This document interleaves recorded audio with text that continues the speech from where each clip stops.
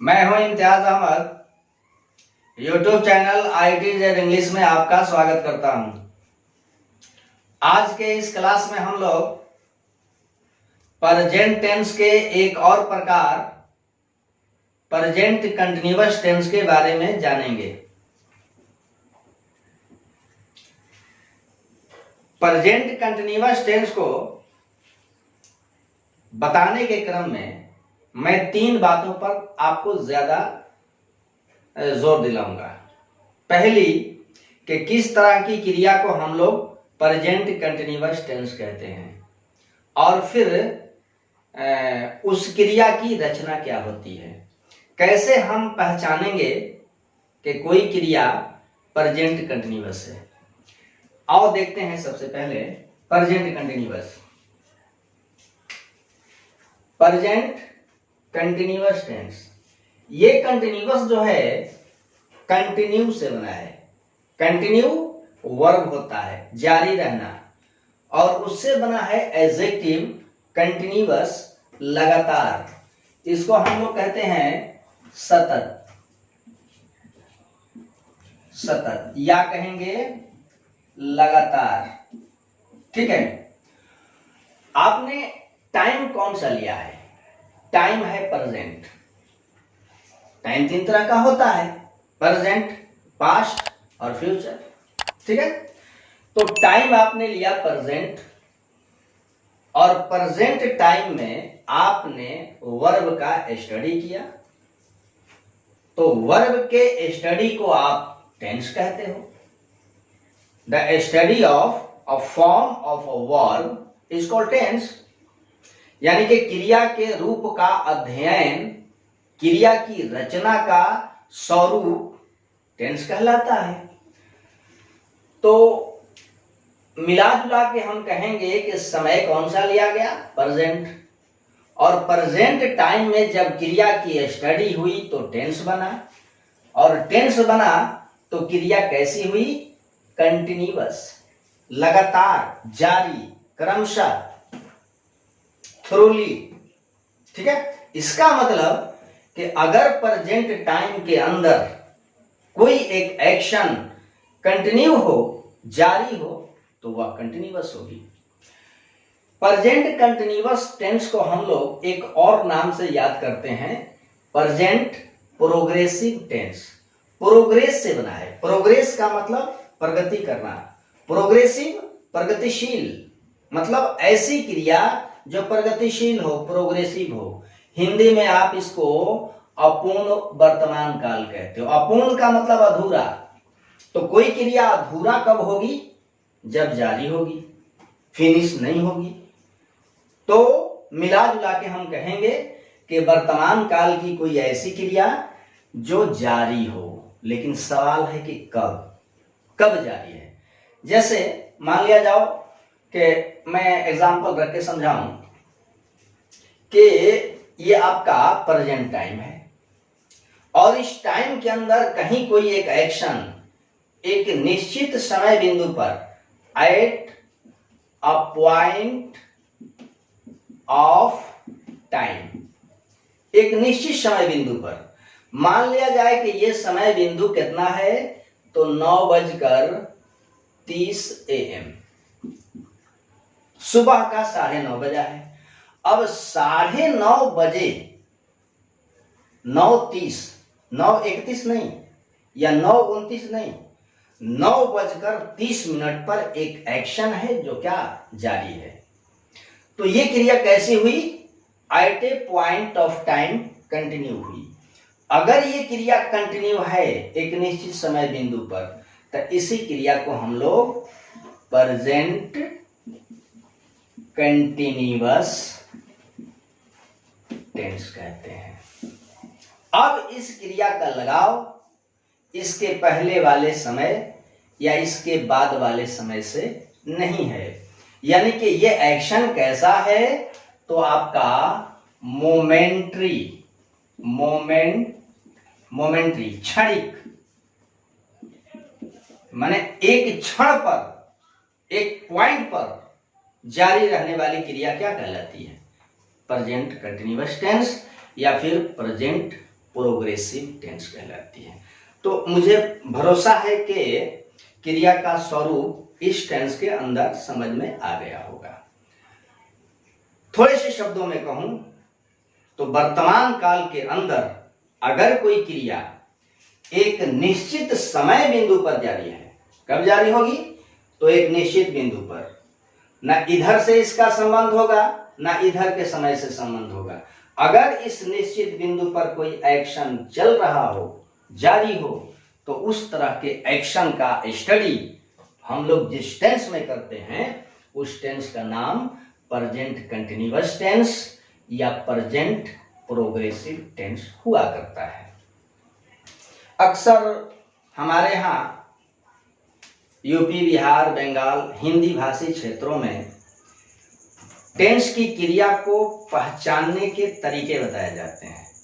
तो हमारी किताबों में ये बात दर्शाया जाता है कि हिंदी क्रिया के अंत में रहा है, रही है, रहे हैं अगर लग जाए तो क्रिया प्रेजेंट कंटिन्यूअस हो जाती है। ठीक है, लेकिन मैं समझाऊं कि क्रिया के अंत में रहा है, रही है, रहे हैं नहीं होने पर भी आपका जो टेंस बनेगा वो कंटिन्यूअस बनेगा। मैं एक दो एग्जाम्पल रख करके समझाऊं। जैसे मैं कहूं कि मोहन वहां खड़ा है, मोहन वहां खड़ा है, तो खड़ा होना, अब खड़ा होना के अंत में रहा रही तो है नहीं। अब पता किया कि खड़ा है, तो बताइए खड़ा होने की क्रिया चल रही कि नहीं चल रही है? क्रिया कंटिन्यू है। अगर एक्शन कंटिन्यू है तो फिर कंटिन्यूअस टेंस बनना चाहिए। बच्चा बिस्तर पर सोया है, बच्चा बिस्तर पर सोया है, अब सोने की क्रिया कंटिन्यू है।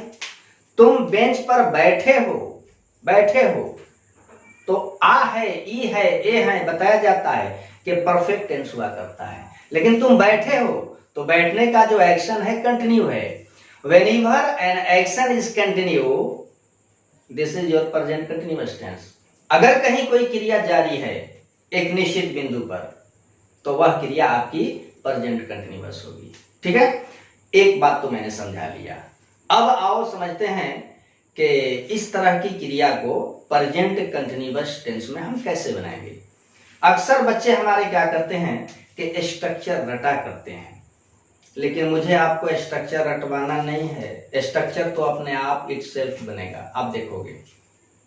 आओ मैं समझाने का प्रयास कर रहा हूं। सबसे पहले हमें क्या करना है कि क्रिया को कंटिन्यू करना है। ठीक है, क्रिया को कंटिन्यू करना है। तो इस मामले में आप याद रखो कि V4 जिसे हम लोग present participle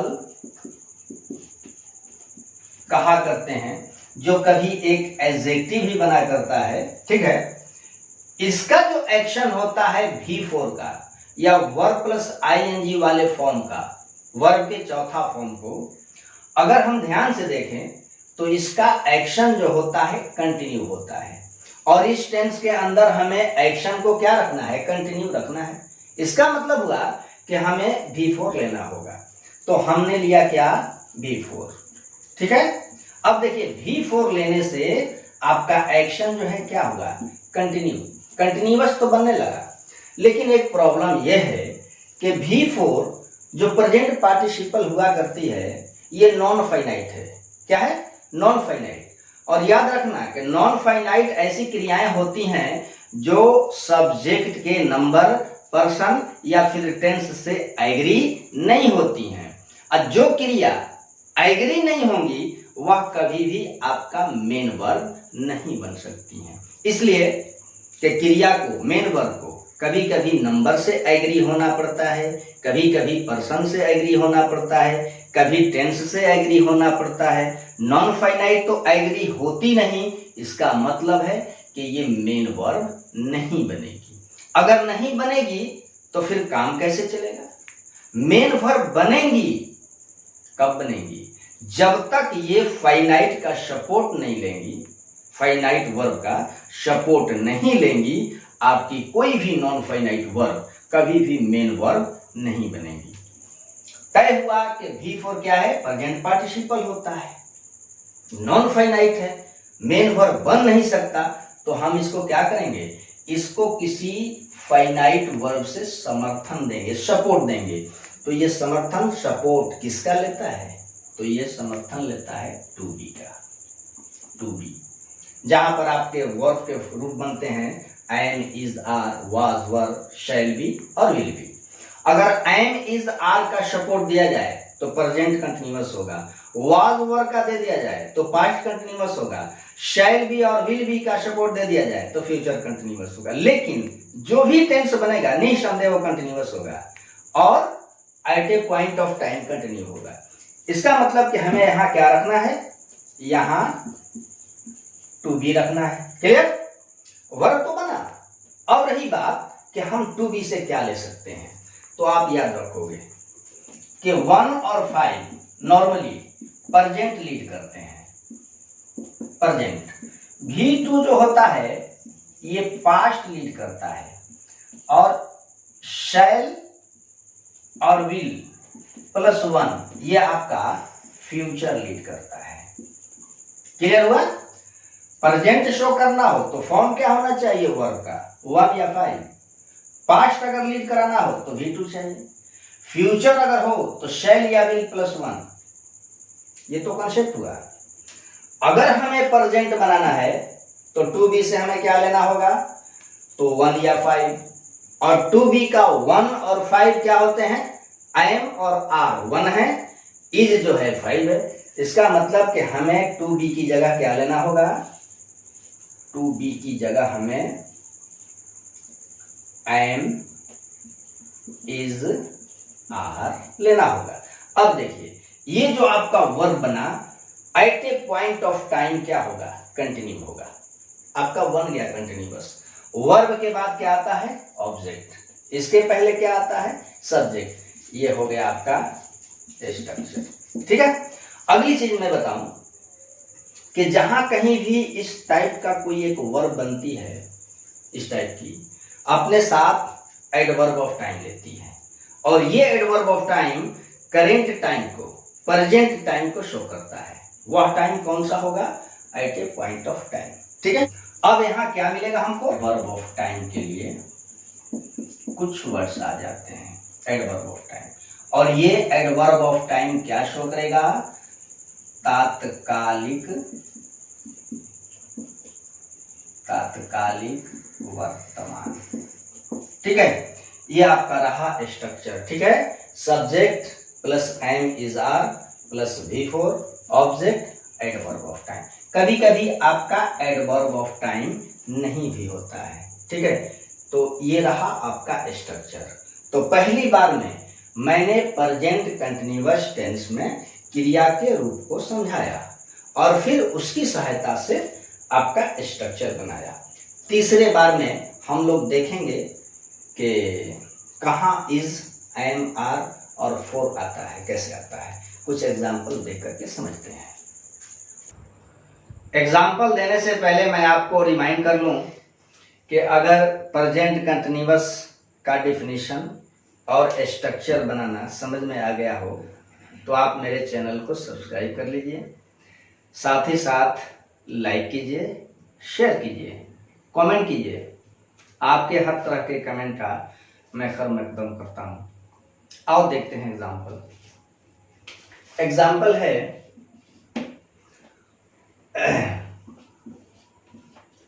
he is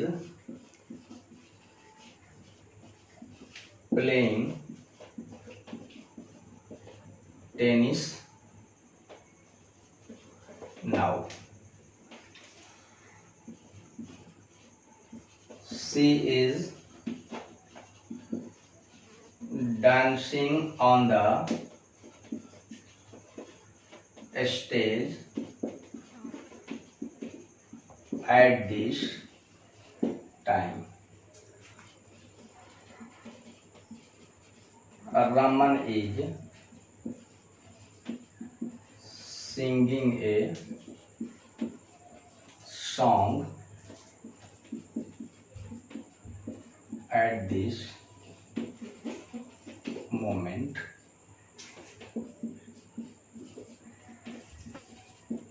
It is raining cats and dogs.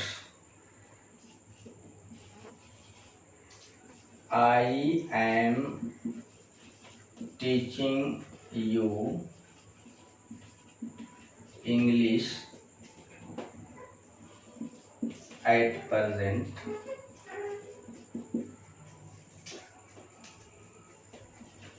We are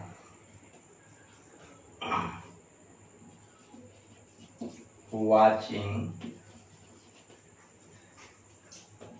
a match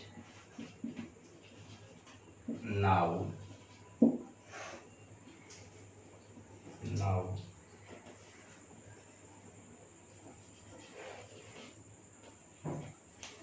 They are composing poems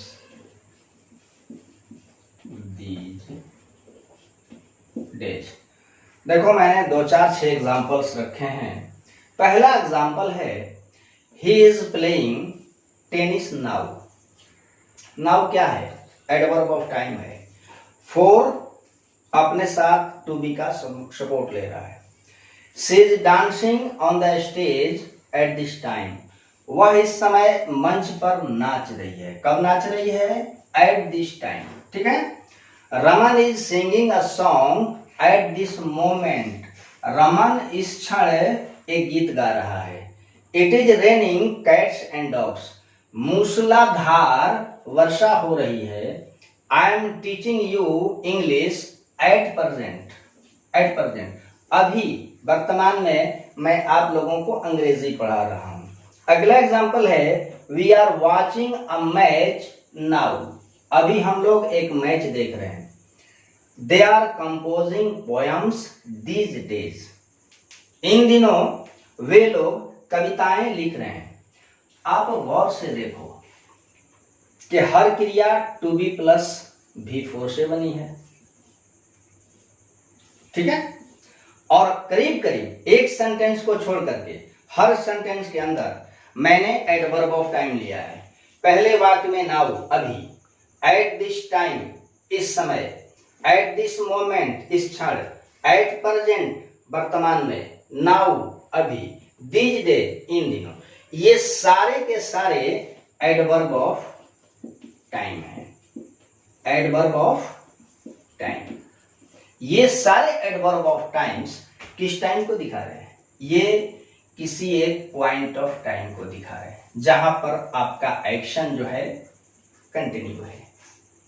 अगली बात कि ही, शी, एक नाम, सिंगल नाम, इट, इनके साथ आपने इज का प्रयोग किया है। ध्यान से देखो, इज।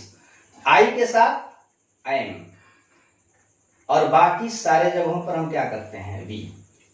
एक्चुअल होता क्या है कि ही, सी, एक नाम, सिंगल नेम, आई, ये सभी सिंगुलर होते हैं। सिंगुलर। और सिंगुलर सब्जेक्ट अपने लिए सिंगुलर वर्ब लिया करता है। ठीक है। लेकिन देखिए एक्सेप्शनली आई, आई सिंगुलर होता है। एक और एग्जांपल देख लो, यू। यू सिंगुलर प्लुरल दोनों होता है। मान लिया जाए कि अगर ये सिंगुलर है, ठीक है, ये क्या है? सिंगुलर, लेकिन अपने साथ ये वर्ब हमेशा प्लुरल लेगा। कैसे? You are going to Patna. आप पटना जा रहे हो। ठीक है। अब याद रखना है कि ही, सी, इट एक नाम के साथ इज, आई के साथ एम, और बाकी सारे सब्जेक्ट्स के साथ आर। ठीक है। एम इज आर के बाद एक्टिव फॉर्म में आने वाली क्रिया हमेशा V4 होती है। आप कॉन्सेप्ट बनाओगे कि अगर कहीं भी V4 आपकी मेन वर्ब बनती है तो जब तक हम इसे टू बी का सपोर्ट नहीं देंगे कभी भी हमारा V4 मेन वर्ब नहीं बन सकती है। प्रेजेंट में आई के लिए एम, ही, सी, इट एक नाम के साथ इज, और बाकी सारे सब्जेक्ट के साथ आर। अगली बात याद रखने लायक है कि एम इज आर के बाद क्रिया हमेशा V4 हुआ करती है, ING वाली फॉर्म हुआ करती है। और आपने ये भी देखा कि इस टेंस में क्रिया अपने साथ एडवर्ब ऑफ टाइम के रूप में एडवर्ब ऑफ टाइम रखती है, जिससे एक निश्चित समय बिंदु पर क्रिया का जारी होना साबित होता है। ठीक है, ये रहा आपका प्रेजेंट कंटिन्यूअस टेंस। मुझे पूरा भरोसा है कि आपको प्रेजेंट कंटिन्यूअस के बारे में बिल्कुल सब कुछ समझ में आ गया होगा। अगर कहीं भी आपको अभी भी डाउट है तो आप मुझे कमेंट करके पूछ सकते हो। मैं प्रयास करूंगा कि आपके हर डाउट को बिल्कुल क्लियर कर दूं।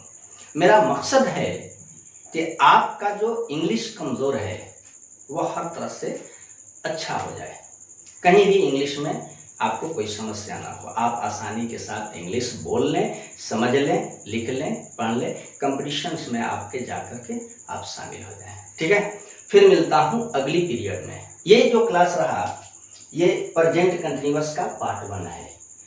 अगला क्लास जो होगा वह पार्ट 2 होगा, जहां आप प्रेजेंट कंटिन्यूअस के नेगेटिव और इंट्रोगेटिव सेंटेंसेस को बनाना सीखेंगे। इसके बाद मैं आपको प्रेजेंट कंटिन्यूअस का यूज भी बताऊंगा।